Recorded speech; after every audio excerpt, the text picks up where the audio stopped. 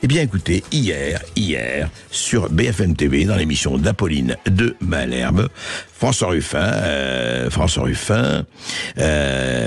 du LFI, enfin, qui est encore au LFI, même s'il est un tout petit peu et à l'écart, mais enfin, il est député Picardie debout de la Somme, puisque il y a eu quelques différends. François Ruffin parlait de la campagne présidentielle de 2022. Écoutez ce qu'il disait hier sur BFM TV. Et j'ai repris vos mots, en réalité, puisque vous dites « Nous avons mené une campagne au faciès. Dans les immeubles d'Amiens Nord, quand je tombais sur un noir ou un arabe, je sortais la tête de Mélenchon en bien gros sur les tracts. C'était le succès presque assuré. Son nom servait de passe-partout, l'étendard d'une dignité retrouvée. Mais dès qu'on tombait sur un blanc, pas seulement dans les campagnes, même dans les quartiers, ça devenait un verrou. » Mais alors ça, c'est la campagne d'il y a 2 ans. C'est la campagne de 2022. Mais il vous a été reproché la même chose avec des tracts, parfois avec Jean-Luc Mélenchon, d'autres fois. Je le dis, oui. Et c'est un souci, je l'ai éprouvé comme une honte quand j'en venais à faire ça. J'ai éprouvé comme une honte quand je venais à faire ça. Moi, je tiens à rendre hommage à François Ruffin. Il faut le faire. Il faut un certain courage aujourd'hui pour dire les choses, pour ne pas être comme beaucoup d'autres dans l'hypocrisie ambiante. Et on ose l'accuser de racisme, François Ruffin. Et on ose l'accuser, évidemment, parce que quand il révèle et quand on révèle l'hypocrisie et, je dirais, quelque part, le racolage électoraliste d'un certain nombre de gens, et évidemment, ça ne plaît pas. Mais c'est la vérité. Et c'est important que des élus, au lieu de dire n'importe quoi, nous donne la vérité. Et ben voilà, il se passe que c'est comme ça, c'est que quand on arrive dans certains quartiers dits populaires ou autres, en tout cas, on montre Mélenchon, fabuleux, on va tous voter pour Mélenchon. Dans d'autres quartiers, avec d'autres ethnies, et ben c'est moins ça. Ah oui, mais alors quoi? Il y a un problème ethnique en France? Il y a un problème non pas de faciès, mais d'idéologie et de préférence? Eh oui, comme partout.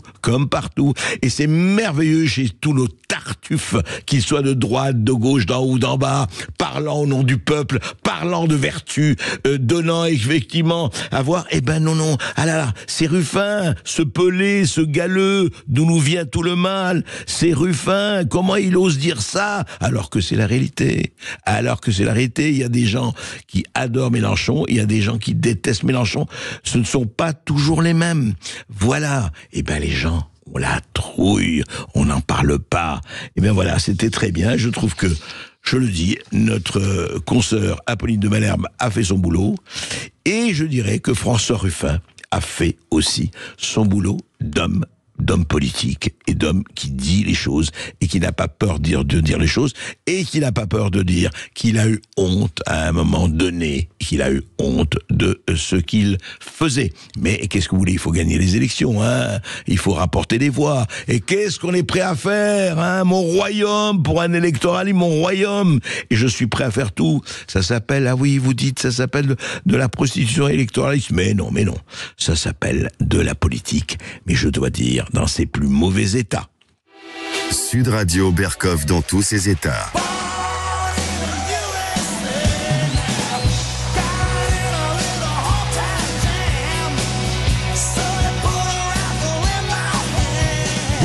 Bruce Springsteen, le boss.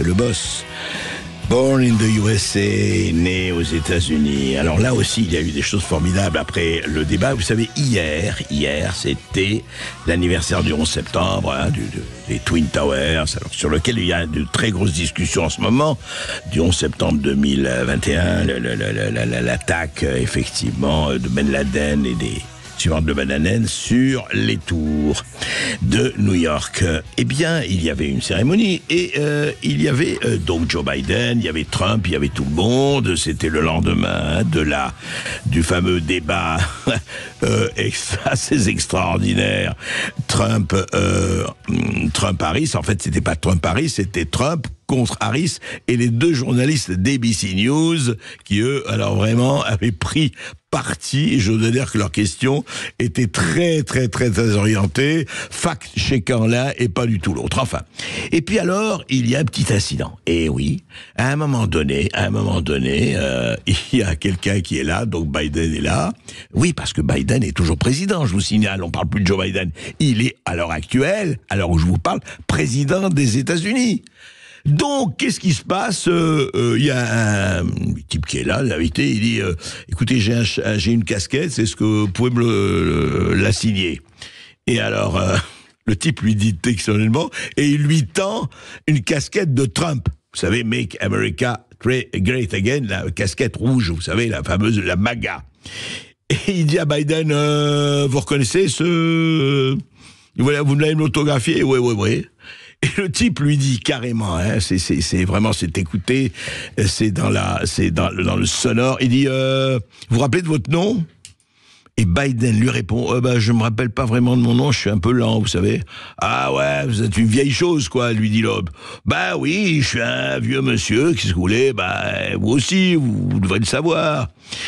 Et Biden lui dit, je veux bien cette casquette. Je rappelle, la casquette rouge de Trump. Et toute la foule, il dit, mettez-le. Et puis, Biden met la casquette de Trump. Dès qu'il est photographié, ça a fait le tour des réseaux sociaux et de partout. Donc Biden portant la casquette MAGA, et le type lui dit, non, oui, je suis fier de vous. C'est quand même fabuleux. C'est ça qui est très intéressant actuellement dans ce qu'on vit aux États-Unis et ailleurs. Biden, dont on a découvert la sénilité, qu'on connaissait depuis 4 ans à l'occasion de son débat avec Trump il y a 2 mois. Évidemment, parce que tout le boulot, il faut le savoir, auditeurs et résistants de Sud Radio, tout le boulot des conseillers, des éléments de langage, de tous ceux qui magouillent et tout, c'est de cacher le problème, c'est de fabriquer un vocabulaire, un narratif qui cache le problème. Et tout le monde savait, tout le monde, dans le petit milieu, savait que Biden n'a jamais, ou presque jamais gouverné depuis les 3 ans et demi qu'il est là. Franchement, ça, c'était une excellente marionnette qui était très bien dirigée ou très mal dirigée par de bons marionnettistes aussi. Bien. Et puis il y a ce débat. Il y a 3 mois. Là, ça va plus du tout. Il faut remplacer en catastrophe, Biden par la vice-présidente Kamala Harris. Et pourquoi la vice-présidente Kamala Harris? Parce que si c'était quelqu'un d'autre, le magot des républicains, des démocrates n'aurait pas été là. Et on en arrive à cette extraordinaire situation où Biden a été éjecté. Alors qu'il est président sud, c'est lui, rappelez-vous, il a été réélu par 15 millions de démocrates, il a été réélu pour se présenter à la présidence 2024. C'est lui qui devait être là le 5 novembre en principe, mais on l'a éjecté, on lui a expliqué gentiment ou moins gentiment qu'il fallait qu'il disparaisse parce que ça n'allait plus du tout et beaucoup d'Américains s'étaient aperçus de ce qui se passait.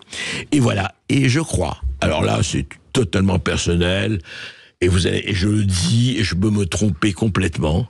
Moi, Biden, je crois qu'il n'est pas si sénile que ça. Et s'il a accepté de mettre et d'apporter, il a très bien reconnu que c'était une casquette Trump, mais il a dit, je vais faire un pied de nez à tous ces gens qui ont voulu me virer, qui m'ont viré. Eh bien, il a porté, au vu et au su de tout le monde, et aux caméras, et à Internet, et dans le monde entier, la casquette Trump. Voilà, c'est des petits à côté de la grande politique.